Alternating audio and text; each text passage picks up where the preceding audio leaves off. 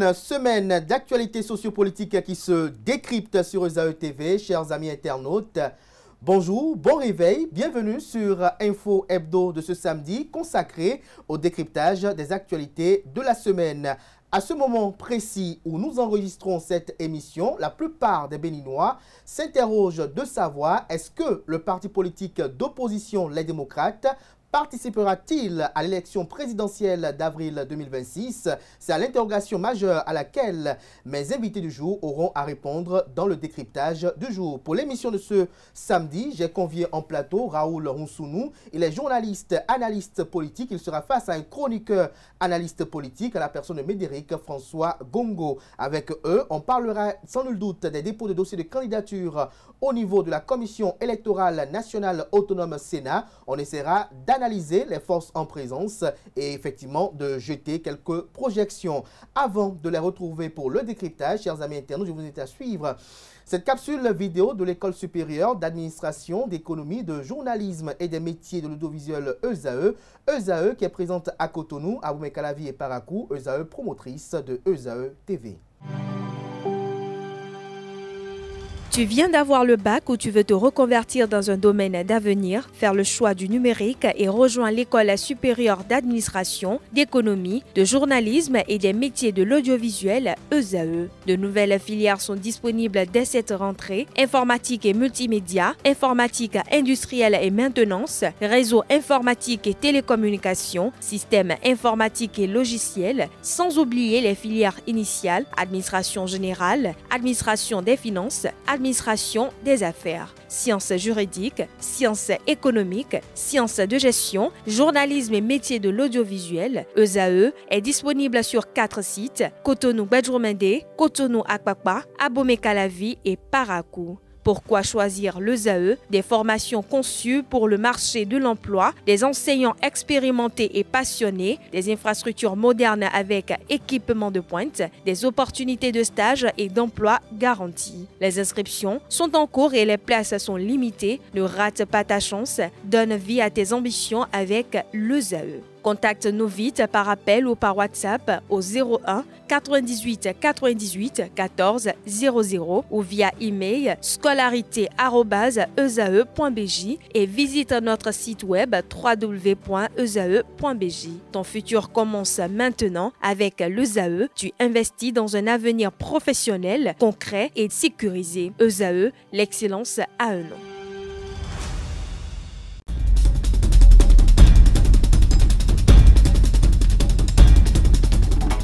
Le décryptage du jour, comme je l'annonçais dans le sommaire de cette émission, Médéric François Gongo, bonjour. Bonjour. Merci d'être là ce matin. C'est moi. Bonjour à vous. Bonjour. Raoul Rounsounou. Bonjour Kader, bonjour chers internautes. Merci d'avoir accepté l'invitation et d'être là. Merci pour la disponibilité à tous chacun. Alors, Raoul Rounsounou, cette semaine, nous avons assisté au dépôt des dossiers de candidature au niveau de la Commission électorale nationale autonome Sénat. Mais il se fait que, malgré qu'il y a eu la clôture des dépôts de dossiers de candidature, il y a des inquiétudes au niveau du parti politique, les démocrates. Effectivement, Kader et chers internautes, nous avons assisté tous à l'enregistrement des candidatures au niveau de la Sénat. Les institutions en charge de l'organisation des élections en a enregistré 5. Il y a une candidature sans colistier qui a été l'une des candidatures fanfaronnes et qui a été rejetée et conduite au niveau du portail de la Sénat. Oui. L'inquiétude, selon vous, reste... les démocrates. Il n'y a pas une inquiétude chez vous? Non, il n'y a pas une inquiétude parce que d'abord, je ne sais pas pourquoi se focus sur les démocrates parce que c'est un parti politique comme tout autre. Et à l'étape actuelle, ce n'est pas la Sénat qui valide les candidatures. C'est la Cour constitutionnelle qui valide les candidatures. C'est vrai que le président de la Sénat a dit aux démocrates que leur dossier n'est pas complet, ils en sont 72 heures qui est en train de finir là. Ils ont 72 heures pour compléter le dossier. Bon, peut-être c'est les chamailleries qu'il y a eu au niveau des démocrates qui vous fait parler d'inquiétude. Et là, on va en revenir. On va en venir, mais à l'étape où nous en sommes, ils ont déposé des dossiers, il faut nous en tenir là. Il faut s'en tenir là, pour vous. Le chroniqueur politique, comment il décrypte les récents événements au niveau des démocrates? Bon, l'évolution du fonctionnement des démocrates peut nous amener à anticiper sur ce qui se passe aujourd'hui. C'est un parti qui a été créé et dans des conditions un peu bizarres. Ce parti n'a pas eu l'évolution normale, comme tous les autres partis. On en a entendu de toutes pièces. Des difficultés de fonctionnement, des difficultés au niveau des hommes. Et finalement, à Parakou, on a vu Boni Yaye lui-même revenir prendre le parti en tant que président de ce parti, alors que jusque-là, c'était Éric Gounoté qui était là. Pressenti. Pressenti, même président virtuellement. Donc, ce que nous vivons aujourd'hui est la suite logique de ce qu'on devrait s'attendre. Nous avons des difficultés au niveau du positionnement. Nous avons finalement un duo qui a été comme un duo que beaucoup n'attendaient pas politiquement. Et finalement, nous avons des difficultés qui se retrouvent déjà au niveau de certains députés qui n'étaient pas tellement dans le schéma du président du parti, parce que le président du parti avait opté pour les préliminaires. Les préliminaires avec plus d'une trentaine de candidatures, des gens qu'on ne connaissait ni d'Adam ni d'Ève dans le fonctionnement du parti, mais qu'on a retrouvés sur la liste des prétendants. Et finalement, nous avons eu 2 candidats, l'avocat du parti et l'un qui est proche du président, Éric Gounoté. Mais c'est cette liste qui crée des problèmes aujourd'hui. Et il faut le dire, il faut le reconnaître. Le député qui est parti, Sodinou, qui est parti et qui constitue, j'allais dire, celui qui a causé tous les problèmes, on le dit, est-ce que c'est lui seul? Bon, moi, j'aurais appris qu'il y a au moins 5 députés qui seraient pressentis dans le même rôle que lui. Donc, le parti n'a pas eu un bon fonctionnement. Il faut le reconnaître. C'est un parti qui n'a pas eu un bon fonctionnement. Et cela n'étonne personne. On a vu comment le président Boni Yaye a toujours fonctionné lorsqu'il était au pouvoir. Il ne fonctionnait pas avec un parti en tant que tel. On a vu comment la FCBE était partie du parti. On a vu que c'était les ténors du parti qui constituent FCBE aujourd'hui. Bref, ce que nous vivons aujourd'hui est la preuve éloquente de ce que, politiquement, il y en a qui ne se sont jamais retrouvés dans leur peau, mais ils ont malheureusement ou heureusement, ils ont l'électorat d'une bonne partie du pays dont ils disposent et qui peuvent manipuler à dessein comme bon leur semble. Mais voilà qu'il y a des tests qui sont prévus au niveau de la Sénat. Il y a des limites à adopter et par rapport aux tests et par rapport aux limites, on retrouve les démocrates dans l'engrenage aujourd'hui. Parce que les élections, ce n'est pas seulement à partir du jour du vote, ce n'est pas seulement à partir de l'acceptation des candidats, c'est depuis et toujours qu'on prépare les élections. Mais nous voyons maintenant les démocrates, c'est vrai que bon, nous ne le voyons pas d'un bon oeil parce que cela peut présager de beaucoup de débordements pour la République, mais nous acceptons que ce qui se passe aujourd'hui, c'est l'évolution normale des choses. Et nous sommes les porteurs d'opinion, nous allons assister, nous allons opiner, nous allons être que dans le débat, mais nous ne pouvons pas choisir en lieu et place des populations, ni en lieu et place des tests. En lieu et place des textes. Raoul Oussounou, on peut parler de crise. Pour vous, cette crise puise sa légitimité d'où? Je n'ai pas compris. Par rapport à quoi? Par rapport au 28e parrainage. Bon, je crois que le confrère Médéric nous a amené de pieds joints dans le débat que moi j'effleurais. Je pense que nous ne sommes pas encore, les démocrates ne sont pas encore en crise. Et je ne pense pas qu'on devrait s'étonner, comme le disait Médéric, de l'attitude de Sodinou? Non, on devrait s'étonner de ce qui arrive aujourd'hui. Ce n'est pas une crise en fait, c'est tout part de la nature et de la constitution du recrutement dans ce parti. Je vais vous faire faire observer quelque chose.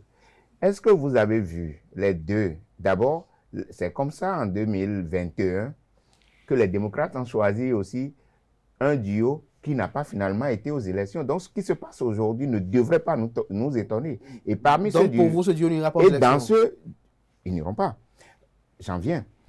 Et dans ce duo de 2021, malheureusement, il y a Rekiat Madougou qui se trouve derrière les barreaux. Mais est-ce que vous avez vu le colistier d'Ivor? est-ce qu'il a voulu continuer par militer dans le parti? C'est des questions qui devraient nous interpeller. Et je pense quand on dit que les démocrates, je crois, montrent ni plus ni moins que c'est un regroupement d'humeur, en fait.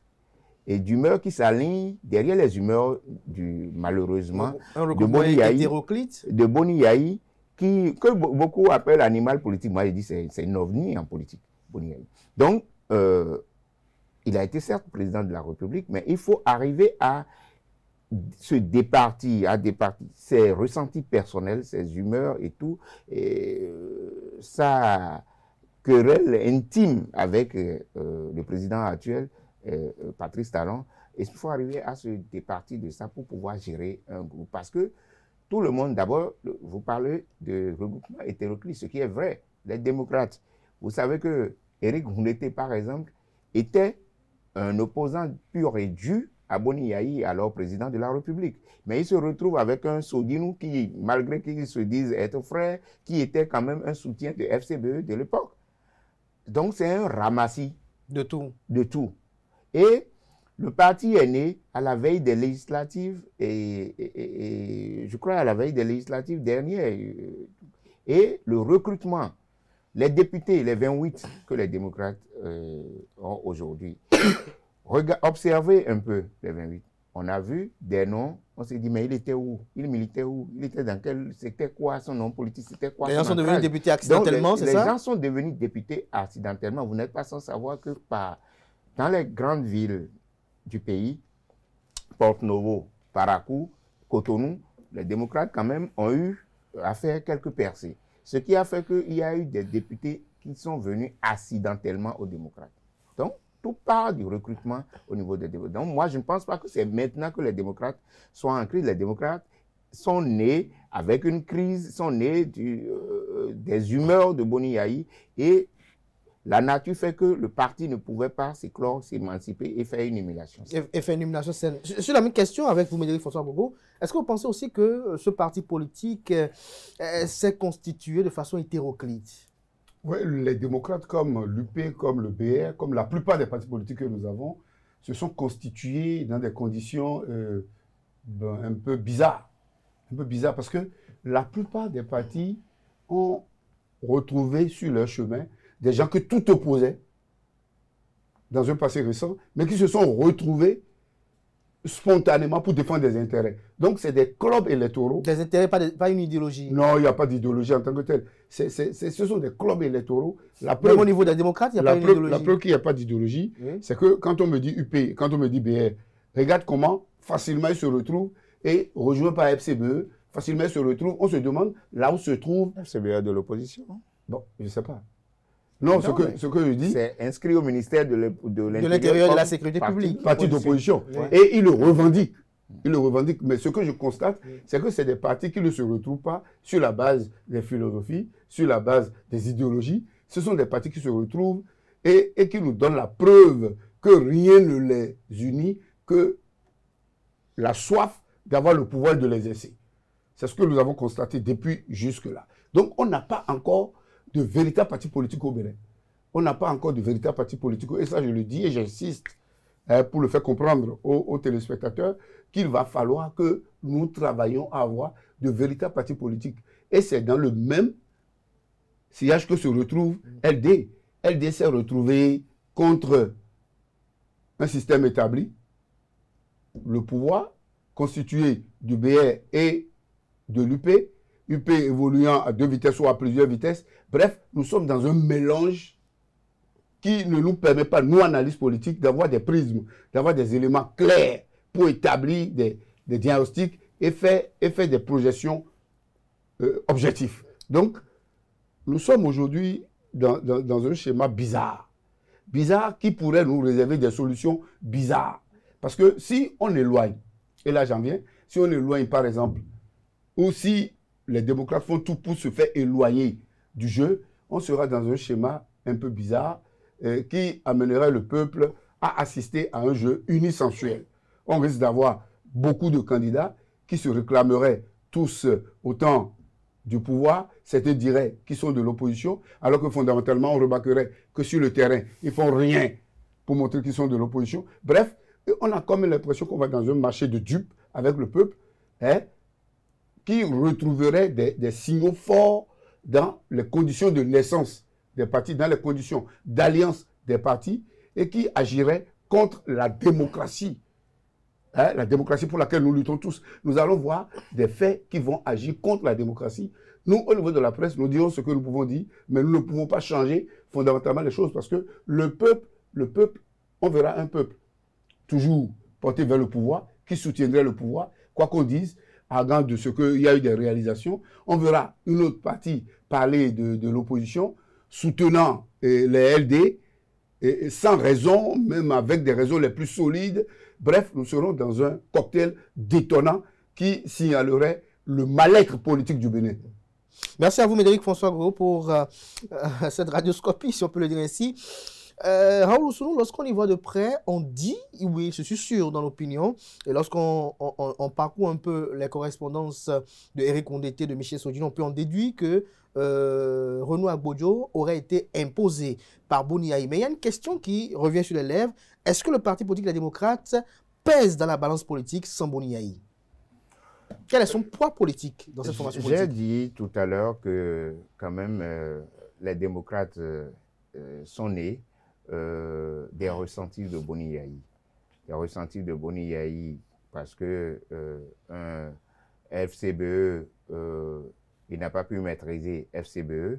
FCBE lui a échappé parce que FCBE ne voulait pas continuer par porter sa guerre personnelle vis-à-vis du chef de l'État actuel. Donc, FCBE lui a échappé. Donc, c'est comme ça que démocrate est né. Et je crois que le démocrate devait être cette charpente qui porte cette guerre-là. Donc, est-ce que démocrate pouvait exister sans Boni Yayi? Je crois qu'on a vu ici, à la naissance de démocrate, c'était Eric Ondete qui était... Boni Yayi était président d'honneur. Et c'était Eric Ondete qui était président du parti. Le parti a existé. Aujourd'hui, difficile nous est de dire qui est le chef de file de l'opposition depuis que Boni Yayi a pris. Je ne sais pas si le décret a changé ou Boni Yayi a été confirmé ou bien c'est Eric qui a été confirmé. Ça nous met dans un flou artistique. Donc même l'arrivée de Boni Yayi ne nous a pas permis... Son arrivée n'a pas fait du bien au parti, c'est ça? N'a pas fait du bien au parti parce que si on connaissait le chef de file de l'opposition, le décret, la loi qu'il institue, lui permet quand même d'intervenir, d'agir dans la vie politique. Donc, Boni Yayi n'a pas permis, son arrivée n'a pas permis au parti d'exercer cette parcelle de pouvoir. On me dira que Rumpel avait été, et est-ce qu'il a pu jouir totalement de ses avantages? De ses avantages et tout. Mais non, il faut déjà être là et on parlera des avantages. Donc, est-ce que le parti pouvait exister sans Boni Yayi? Je crois que le parti est créé par Boni Yayi et devrait être la charpente pour porter les intrigues de Boni Yayi. Et c'est ça. Donc, le parti ne pouvait pas exister sans lui. Et le parti meurt avec lui. Le parti meurt avec lui. Boni Yayi est-il le carburant des démocrates pour vous?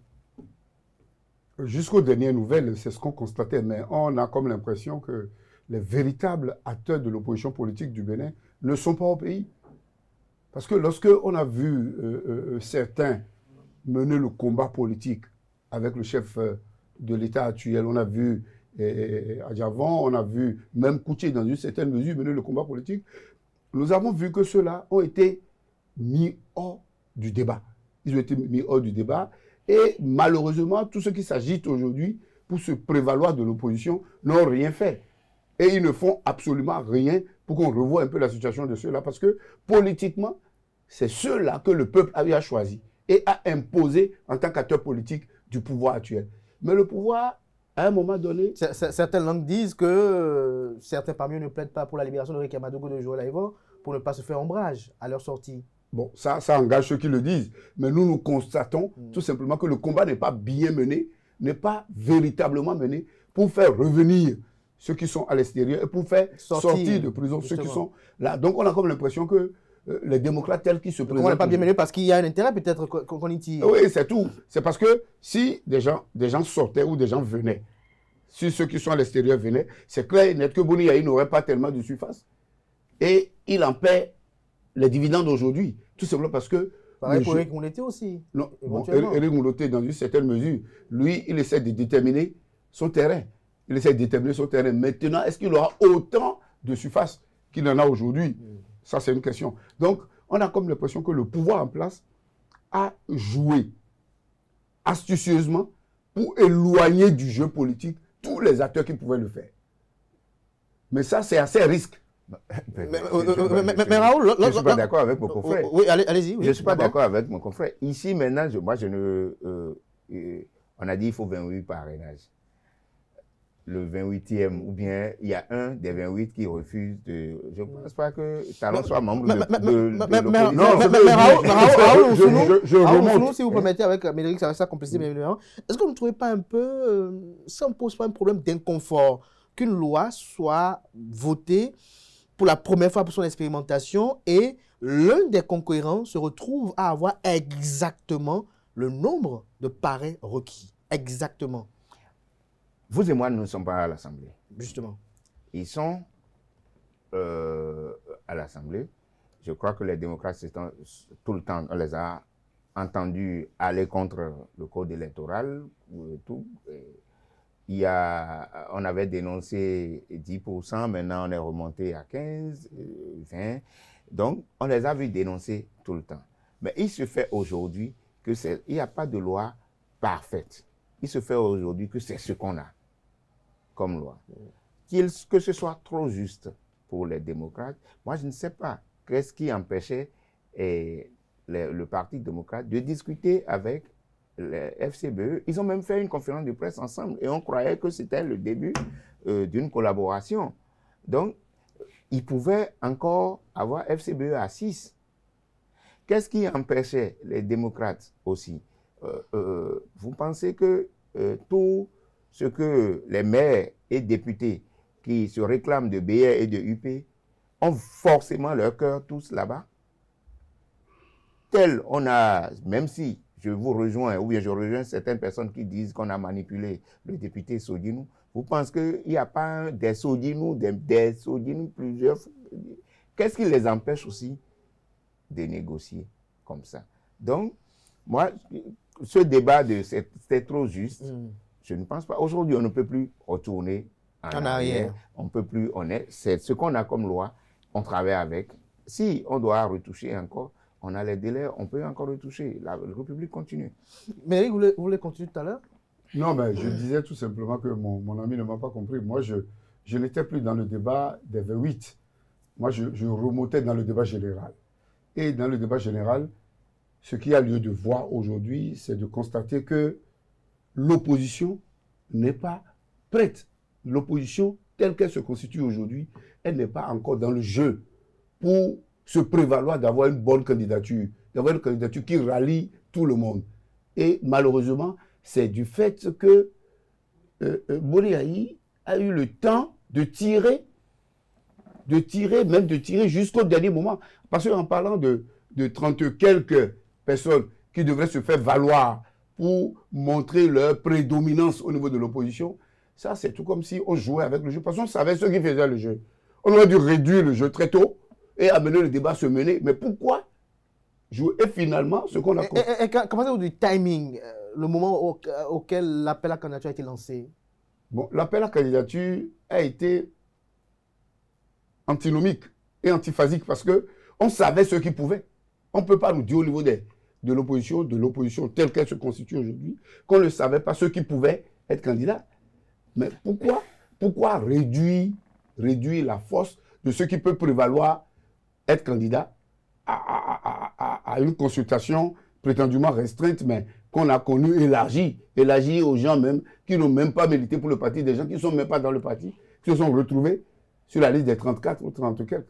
Ça pose un problème. Oui, Raoul? Je voulais faire remarquer, ne soyons pas amnésiques, je voulais faire remarquer aux téléspectateurs et à nous tous ici quelques faits. En 2016, Boni Yayi a procédé de la même manière et le résultat est connu. Zinsou a échoué. On a fait appel à candidature, on a dit FCBE, et on a vu les gens ont déposé des candidatures et tout. On avait simulé un truc et après, cheveux sous la soupe, c'est Lionel Zinsou qui a été désigné. Résultat, il a échoué. 2021, ça a été la même chose. On a dit appel à candidature. Finalement, c'est quelqu'un qui n'est pas du parti, Réki Amadougou, qu'on n'a pas vu dans la vie du parti, qui est venu. Et après, on a dit Djibo parce que c'était lui qui avait un quitus fiscal. Ah ben, donc, appel à candidature, ça a donné ce duo-là. Résultat, ça a échoué. Nous voici encore, troisième, c'est comme si les gens ne tirent pas leçon de ce qui leur arrive, ne tirent pas leçon du passé. Et vous avez vu, 2016, comme actuellement, il y a un nom qui revient, Éric Rouneté.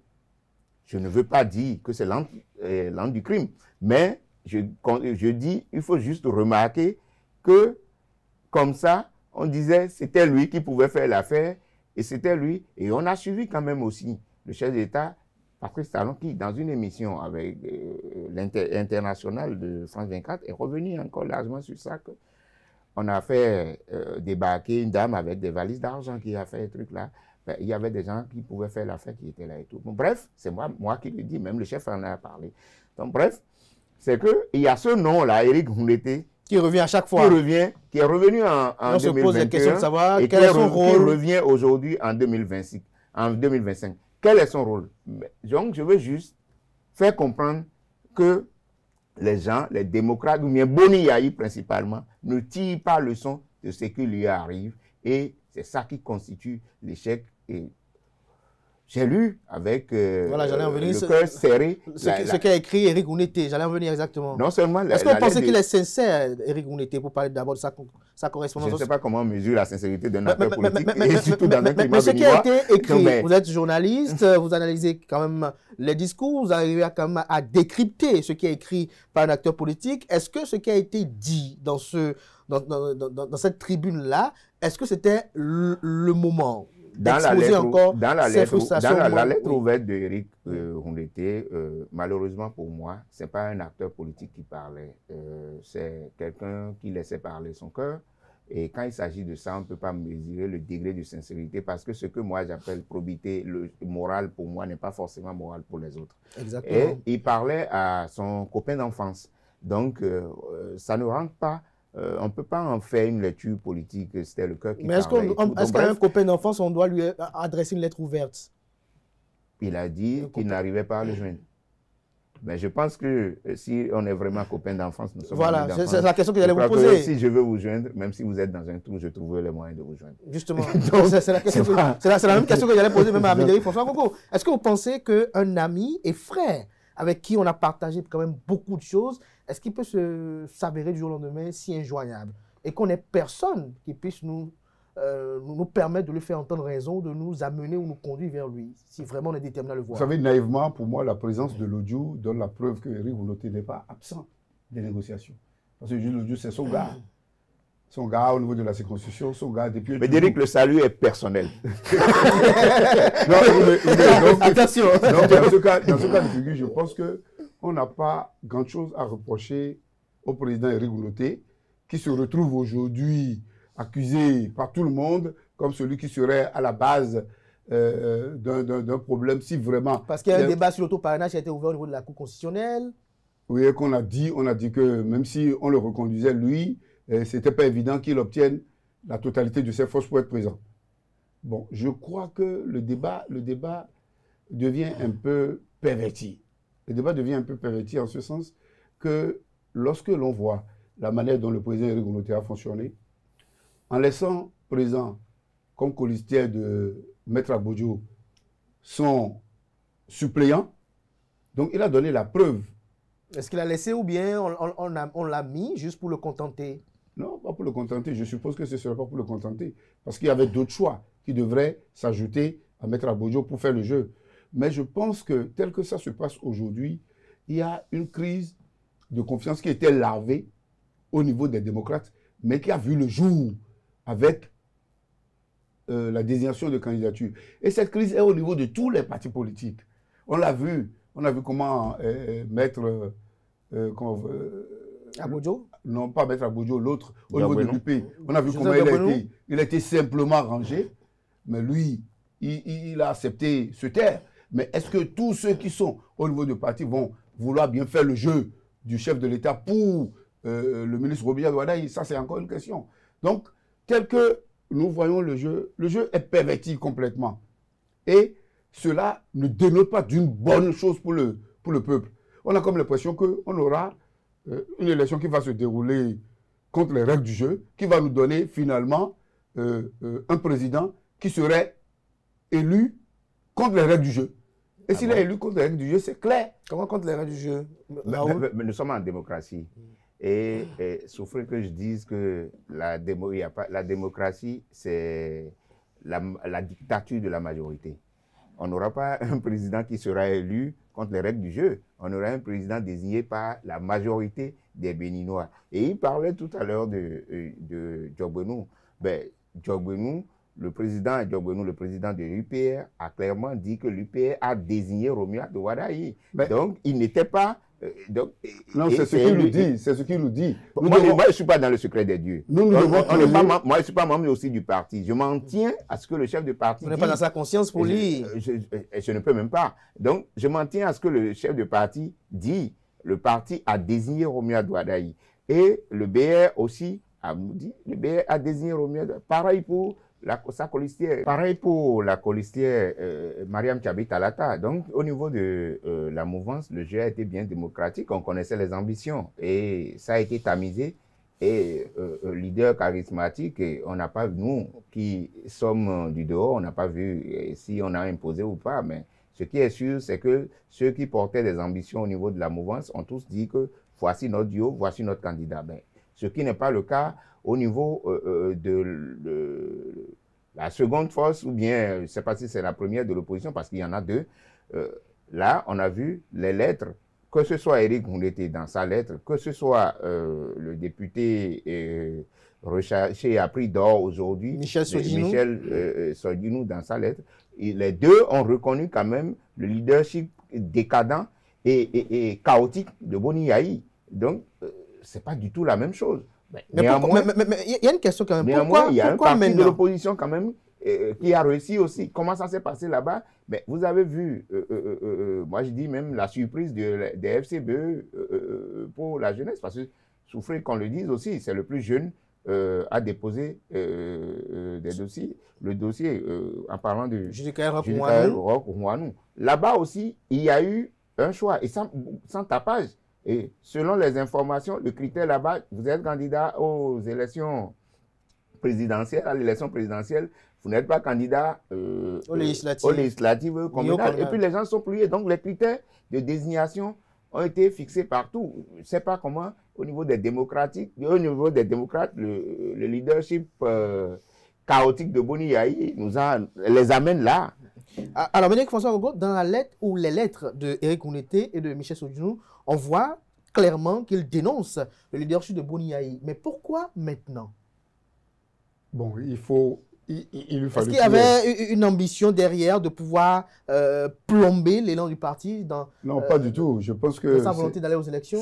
C'était des mots qui minaient l'existence du parti, mais que peu de personnes arrivaient à dire. Bon, maintenant qu'il y a eu l'épreuve des présidentielles, c'est normal que les tensions s'extériorisent. Et ce que nous voyons est la suite logique de comment ce parti évolue. Donc, on ne va pas reprocher à ceux qui ont dénoncé de dénoncer, mais on va reprocher au parti de vivre de manière lavée, de manière couverte ces difficultés. Oui. Parce que les difficultés que le parti a se retrouvent leur source dans le fonctionnement du parti, dans la naissance du parti, dans le fonctionnement, dans la composition du parti. Et si l'on observe aujourd'hui ce qui se passe, c'est comme si Boni Yahi est venu au niveau du parti pour déloger Éric Ngoundété. Alors que Éric Ngoundété, lui, il avait une manière de fonctionner. Il voulait, coûte que coûte, être candidat du parti. Et il avait fonctionné pour attirer à sa base des soutiens. Il fonctionnait avec un mécanisme donné. Mais aujourd'hui, on voit que le président Boni Yahi s'est imposé, il a réussi à introduire le mécanisme de plusieurs candidatures et finalement, il a fait comme s'il avait son candidat à lui. Donc, il a imposé finalement et qui a disloqué le parti. Voilà que le parti est disloqué. On ne sait pas s'il y aurait une solution. Est-ce qu'il a disloqué ou il n'y a que deux qui... Non, il n'y a pas que deux. Il n'y a pas que deux. Il y a au moins, il y a plusieurs autres. Il y a plusieurs... Et pourquoi ils ne prennent pas la parole? Ils n'ont pas besoin de prendre la parole. Il y a plusieurs autres, selon nos informations. Il y a au moins 5. Il y a au moins 5 députés et qui seraient bon, dans la logique de Sodjinou et éventuellement dans la logique d'Éric Gouloté qui, même s'il a son... parrainage remis? Non, même s'il a son jeune qui est là, je veux parler de Lodjou, même s'il a... Bon, ce n'est pas complètement acquis parce que c'était dit que ce devrait être lui. Mais on a imposé quelqu'un qui ne soit pas politicien, qui soit hors jeu. C'est un jeu, c'est peut-être un jeu qui sera le meilleur porteur, mais aujourd'hui, nous voyons que c'est le jeu qui est à la base de toutes les difficultés que le parti rencontre. Mais est-ce qu'aujourd'hui, Raoul Zouzou, lorsqu'on y voit de près, est-ce que cette crise-là n'expose pas réellement l'idéologie ou le combat de ces acteurs politiques qui disent mener un combat pour les Béninois, alors qu'en réalité, on a comme l'impression qu'ils se battent pour « si c'est pas moi » et donc la maison se casse? Je rejoins mon confrère Médéric qui avait déjà dit que ce qui fait office de parti politique au Bénin, malheureusement, n'en sont pas du tout. Donc, quand vous parlez d'idéologie, je crois que vous accordez à ces acteurs-là qui ne luttent d'abord que pour eux-mêmes, vous leur accordez une trop grande importance qu'ils ne méritent pas. Parce que là, si on devrait parler d'idéologie, excusez-moi beaucoup, Boni Yahi et Éric Gouloté n'ont rien à foutre ensemble. Donc, quand vous me parlez d'idéologie, je pense, je veux parler aussi de Guy Mitop et de Boni Yahi. On peut en citer à foison. C'est pareil aussi dans la mouvance. C'est pareil aussi, c'est pas que dans l'opposition. Donc, idéologie, on n'en est pas encore là avec ce qui fait office de classe politique au Bénin. Les gens ne portent pas des idéologies. Les gens se réunissent juste pour parler des élections. Et si ce n'est pas que ces dernières années, on voit au moins quelques lois qui... Vous allez remarquer qu'au niveau des politiques, on ne vote que des lois qui arrangent les politiques, élections, et les lois pour la société. On en parle très peu. On en parle très peu. Donc, parler d'idéologie, je ne pense pas. On peut parler d'autres choses au niveau des démocrates, mais tout sauf ça. Mais lorsque vous lisez la correspondance de Sodjinou, est-ce que vous pensez qu'il finira par... il laisse une ouverture pour qu'on puisse lui faire entendre raison? Je ne sais pas si on a lu la même correspondance. Le monsieur a été clair. Il a dit préparons les législatives. Il a fini avec ça. Non, il a fini avec ça. Et quand moi j'ai vu la sortie des démocrates, la conférence de presse qui a suivi la lettre, j'ai compris que ils sont en train de prendre acte parce que les démocrates ont dit clairement que la communauté, quand on commence par citer ça, la communauté internationale, nous prenons la communauté internationale à témoin, ils ont contesté le tribunal, la décision du tribunal de première instance de Cotonou, comme quoi ce juge-là, le juge de référé du tribunal de première instance de Cotonou n'est pas habilité à connaître d'un contentieux. Je ne sais pas si on est déjà dans le contentieux électoral, non. Mais je pense que là, on est purement dans du privé. Je donne un acte à quelqu'un et je lui réclame mon truc. On n'est pas encore dans le contentieux électoral. Vous avez dit que c'est un document pour aller faire les élections. Ben là, je pense que le débat peut se faire. Et on a lu plusieurs, comment dirais-je, commentaires de la décision du juge là-dessus. Donc, quand ils ont commencé par dire, bon, la décision, on ne reconnaît pas et tout, c'est qu'ils sont conscients que Sodjinou ne donnera pas son parrainage. Donc, ça, c'est dépassé déjà. Donc, le débat se fera au niveau de... Est-ce que ce juge est habilité? Est-ce qu'on peut annuler le parrainage de Sodjinou et tout? Donc, c'est ça. Donc, Sodjinou a déjà dépassé ce débat. Sodjinou, dans sa correspondance, comme l'a exposé clairement Raoul Zouzou, dit clairement qu'il faut penser désormais aux législatives et au communal. Le Parti politique des démocrates trouve qu'il y a une instrumentalisation de Michel Sodjinou. Non, instrumentalisation, c'est trop dire. Michel Sodjinou est responsable. Il est député élu et représente une bonne partie de la population béninoise. Donc, s'il agit, c'est qu'il a des raisons. Mais quand on me dit même qu'on l'aurait encerclé sa maison, qu'on serait en train de le protéger, on n'a pas besoin de le protéger en tant que tel parce que le gars, il a eu mandat d'exercer un pouvoir. Mais encercler sa maison, il faut le mentionner aussi d'ailleurs, et il a un garde-corps. Ça, c'est un. Et en tant que Béninois, quand vous sentez votre sécurité menacée, tous autant que nous sommes, les 12 millions de Béninois, on peut demander à renforcer notre sécurité. Voilà, nous en avons droit. Oui, certainement. Donc, mais ce que je dis, c'est que Sodilou se retrouve un peu en position un peu délicate aujourd'hui. Mais il n'a pas tellement mal agi parce qu'il suit une logique donnée.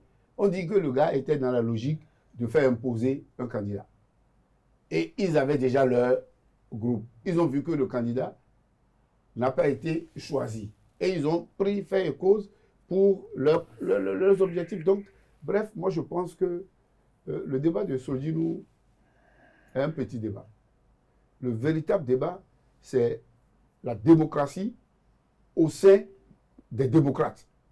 Est-ce que véritablement ceux qui sont au sein des démocrates avaient la liberté de choisir? Et si on choisissait par exemple un autre candidat que Agbodjo et l'autre, comment est-ce que si on choisissait un autre candidat? Non, je peut-être les proches de Yahi aussi faisaient pareil. Je vais apporter de l'eau à votre moulin. Oui. Et on connaît les ambitions au niveau des démocrates. On sait qu'après Yahi, il y avait deux leaders. Il y avait Éric Mouleté d'un côté, il y avait Nouroni Achadé de l'autre côté. Agbodjo, c'est un cheveu sous la soupe. Mais je dis, c'est comme si on désignait celui que Sodilou revendique aujourd'hui. Vous allez voir... Les yaïstes. Je ne dirais pas les yaïstes. Ceux qui soutiennent Nouroni Achadé disent que c'est pas... Si on ne choisit pas Nouroni, nous, on conteste et tout, on prend le parallèle. C'est quoi? C'est symptomatique de ce que Boni Yahi n'a pas travaillé, à part lui, qu'il y ait un autre leader fédérateur dans le parti. Il a divisé pour rien tout le temps dans le parti et ça se retourne contre lui aujourd'hui. Et c'est ça, il dit qu'il n'a pas tiré leçon du passé. 2016, la même chose s'est produite, Zissou a échoué. 2021, même chose. 2025, même chose. Même chose. Mais on a encore l'impression que Boni Yahi s'accroche au pouvoir. Si ce n'est pas lui, ça doit être la solution la moins acceptée par tous. Mais aujourd'hui, Médéric François Gogo, comment entrevoir une présidentielle sans les démocrates? Excusez-moi, avec Romain Wadaï, Mariam Chavitalata et Paul Hongpé, je les Kouanou. Mais voilà que Paul Hongpé se réclame de l'opposition. On ne peut pas lui renier ce droit. Il est de l'opposition. Le gars dit qu'il est de l'opposition. Donc maintenant, on va voir. Il n'a jamais dit qu'il soutient Patrice Talon. Non, évidemment, il n'a jamais dit ça. Oui. S'il est de l'opposition, bon, l'essentiel, c'est aux populations de savoir choisir. De savoir choisir. Je ne suis pas d'accord avec vous. À l'étape, nous sommes, on n'a pas que ces deux duos dont vous parlez dans la course. Parce qu'on a vu la décision de la Sénat. On a Abosaga et son colistier. On a Ouinsavi et sa colistière. Sans parrainage. Vous en savez quoi? Ok, wait and see. Parce qu'ils ont tous un délai pour compléter leur dossier. Et si demain, nous retrouvons ce duo avec des parrainages, vous ne savez pas s'ils courent pour constituer. Donc, on leur prête la bonne foi pour le moment. Et on s'en tient à la décision de la Sénat. Donc, maintenant, si c'est que c'est les deux dossiers qu'on trouve être complets, qui venaient à être déclarés candidats par la Cour constitutionnelle, je ne sais pas pourquoi vous n'envisagez pas une élection sans les démocrates. Ce n'est pas la première fois. Quand il faut jouer, on joue tous belote ici, ils ont faut jouer. Et on ne peut pas pleurer sur le lait renversé et dire que l'opposition ne serait pas de la partie. Je pense que ça ne peut pas être sincère. Ça ne peut pas être sincère. Au ministère de l'Intérieur, les FCBE sont enregistrés partie de l'opposition. On a vu leur prise de position chaque fois, même si des fois, c'est un peu édulcoré, ce n'est pas une prise de position va-t-en-guerre comme les démocrates. Les démocrates, ben, leur ligne est claire. On fait de l'opposition, mais à des moments donnés, il y a des choses qu'on trouve bien, qu'on peut applaudir. Et vous observez aujourd'hui, prenez la classe politique française. Quand vous voyez les Français au dehors, parce qu'on fait du mimétisme, vous n'êtes pas sans savoir, quand vous voyez les Français au dehors, c'est la France d'abord. C'est pas parce que je suis de la gauche, il est de la droite que on doit aller au dehors saquer le pays. Non. Donc, quand on estime que c'est bon, et tout, vous n'allez pas voir, parce que Macron est là aujourd'hui, vous n'allez pas voir les gens de la gauche aller applaudir les pays de l'AES dans ce qu'ils font, non. c'est les intérêts de la France d'abord. Donc, il souffrait que FCBE, à un moment donné, dise « Ah, ça, on a fait des routes, ça, c'est bien ». On ne peut pas être contre ça. Ce n'est pas pour ça qu'ils ne sont pas opposants. Donc, dire que, est-ce qu'on peut envisager une élection sans les démocrates? Est-ce que c'est possible? C'est bien possible. C'est bien possible que les partis ne sont pas... C'est vrai qu'on pourrait envisager une élection sans les démocrates, mais ça va se ressentir dans le taux de participation, ça va se ressentir dans la qualité du débat politique. Parce que quand on n'a pas quelqu'un qui puisse critiquer le pouvoir en place, on n'aura pas un débat politique. Mais on peut le critique, non? Et ça, on peut le critique, mais il a des limites. Il faut le reconnaître, il a des limites. Et il ne peut même pas extrapoler là où on l'a mis.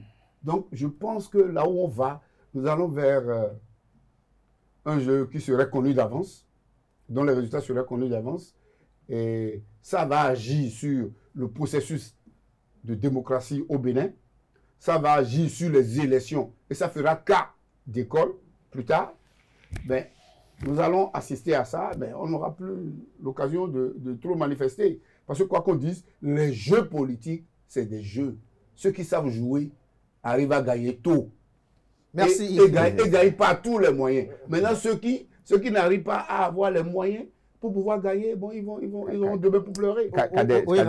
Je pense que nous devons tous condamner le parti, les démocrates, qui ne nous permet pas d'avoir ce débat qu'on aurait tous souhaité en tant que journalistes et qui nous serait profitable, qui aurait rehaussé la qualité d'analyse au niveau. Si on doit en vouloir à quelqu'un, on doit en vouloir à Boni Yahi, de nous en amener là. Alors, c'est eux qui ne nous permettent pas d'avoir des éléments. Pourquoi on jette? Ok, aujourd'hui, Eric a dénoncé le leadership de Boni Yahi, Michel Sodjoun l'a dénoncé également, mais est-ce qu'au nom de ce leadership, on empêche tout le parti politique d'avoir un candidat? Est-ce que la question est toujours la cause de Boni Yahi, le leadership de Boni Yahi, ou il y a d'autres intentions derrière, c'est-à-dire, si ce n'est pas nous, donc on n'y va pas tous? Observez quelque chose. Regardez le cas du Sénégal. Moi, j'avais applaudi quand on a parlé de réforme du système partisan et que les partis ne soient pas identifiés à ce que moi j'appelle le PCA, les gens qui sont PCA et PDG en même temps des partis. Malheureusement, vous avez vu la déclaration, la dernière déclaration du Parti Les Démocrates. Même dedans, on a vu qu'on applaudissait, on saluait dans la déclaration le leadership de Boni Yahi. La messe doit être dite au nom de Boni Yahi. Et on ne peut pas voir, c'est vrai qu'il reste la nervure centrale du parti, mais un parti n'est pas un homme, c'est un groupe, c'est des idées. Et ça se fait, tant que ce sera comme ça, souffrez que les résultats soient ce que vous voyez là. Sur la même question, Médéric François Ngo, est-ce que Michel Sodjoun doit forcément lui garder son parrainage parce que si ce n'est pas ce que lui l'espérait, donc, parce qu'il y a 27 qui sont déposés, et il est le seul qui est à même de décider de la participation ou non des démocrates à une élection présidentielle. Oui, décider de la participation des démocrates à une élection présidentielle, c'est vouloir imprimer son rythme à l'évolution normale des choses. Ou bien il veut le marchander, son parrainage? Marchander par rapport à qui? Il pouvait marchander par rapport au gouvernement. Ouais, ce n'est pas les démocrates qui auraient les moyens pour lui remettre de l'argent. Donc, en termes clairs, je pense que la réaction de M. Sodjoun s'apparente à un fait qui dénote de la mauvaise gestion du Parti Les Démocrates depuis et toujours. On a encore l'impression que c'est des gens que rien ne mettait ensemble, mais qui se sont mis ensemble spécialement pour aller contre un système établi, oubliant leurs différences. Et maintenant que les occasions se sont présentées, ils sont obligés de se laisser dépasser par leurs divergences et de se laisser faire le jeu en une place. Alors pour conclure, le 24 prochain, c'est le dépôt des dossiers pour les législatives et communales. Ce parti politique est empêtré dans cette, comment je peux le qualifier même, dans une situation confuse. Alors, est-ce que ça aura d'impact sur le dépôt des dossiers de candidature pour les législatives et communales? Je pense que, je ne sais pas pourquoi vous réduisez le dépôt des dossiers seulement aux démocrates. Et tout au niveau de la mouvance, il y aura ce problème-là parce que... Non, la mouvance, malheureusement, maintenant au niveau de la mouvance, le BR aura ses listes, l'UP aura ses listes, RN, Moël Bénin et tout. Et vous savez que la guerre serait truc là. Donc, faire fixation sur les démocrates et tout. Ce que vous devriez peut-être craindre à leur niveau, de Sodinou qui nous donne rendez-vous pour les législatives, vous devez savoir que des gens comme ça ne seront pas de la liste des démocrates. Donc, la soustraction commence déjà à partir de ce qui se passe maintenant. Peut-être, surprise pour surprise, vous ne verrez peut-être pas des gens qui estiment que Eric Mbete était l'homme du crime. Vous ne verrez pas ces gens-là sur la crise. Donc, ils auront à gérer leur truc là. Le mieux, pour ne pas nous présenter un spectacle désolant et tout perdre et faire la politique de la chaise vide, moi, je leur donnerai le conseil que Sodinou a donné. Et il faut aller préparer les législatives dans la sérénité. Parce que si on s'empêtre dans... Sodinou a pris l'argent et on l'a démarché et tout. Observez quelque chose, mon confrère Médéric le disait tout à l'heure, que est-ce que les démocrates auraient l'argent pour les démarcher? Regardez les comptes de campagne des dernières législatives.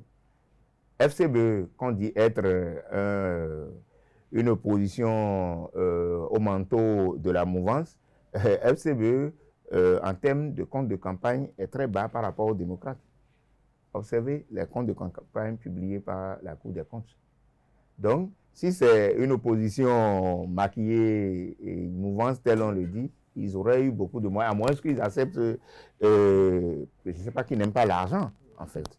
Donc, il faut observer. Je pense que les démocrates doivent commencer par conjuguer les élections présidentielles au passé. À moins qu'il y ait une décision de la Cour constitutionnelle qui leur donne encore une chance, on ne sait pas dans quelle mesure ça pourrait se faire. Comme en 2023. Voilà, on ne sait pas dans quelle mesure ça pourrait se faire, mais il serait mieux que nous ayons un bon débat.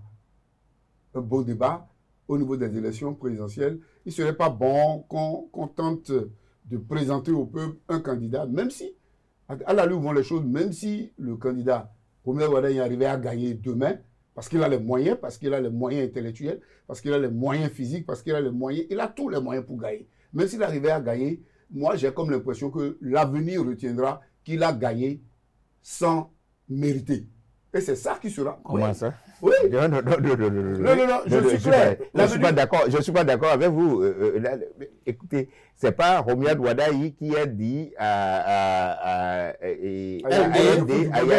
du bordel dans son affaire. C'est clair. Je ne suis pas d'accord avec vous. Et ce n'est pas une occasion pour permettre à un parti qui ne soit pas en règle de participer. Qu'est-ce que Romuald Wardani peut pour que les démocrates, Romuald Wardani est candidat, comme nous avons respecté les institutions qui organisent les élections? On sait que tout se joue bien avant. Et tout est en train de se jouer.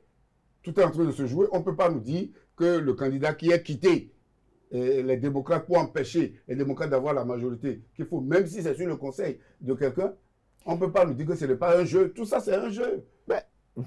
Quand vous parlez, nous sommes en politique. C'est des dés qu'on déplace. Et c'est le plus rapide qui gagne. Maintenant, c'est pas hier, c'est Boni Yahi, en matière il a été quand même président 10 ans. Et avant ça, je crois qu'il assistait aux Jeux politiques au Bénin. Donc, c'est pas hier qu'il s'est réveillé. Donc, il devrait savoir tout ça. Il devrait savoir tout ça. Voilà. Donc, je ne sais pas pourquoi on joue la victime aujourd'hui. Merci à vous, Raoul Onsounou, pour ces analyses. Merci à Médéric François Gongo également pour ces analyses. On va observer et voir si peut-être les heures à suivre vont peut-être nous réserver des surprises, des choses spectaculaires. On va revenir une fois encore pour poursuivre le débat. Merci à vous pour la disponibilité. Merci à vous également, chers amis internautes. On se donne rendez-vous tout à l'heure pour notamment Free Week.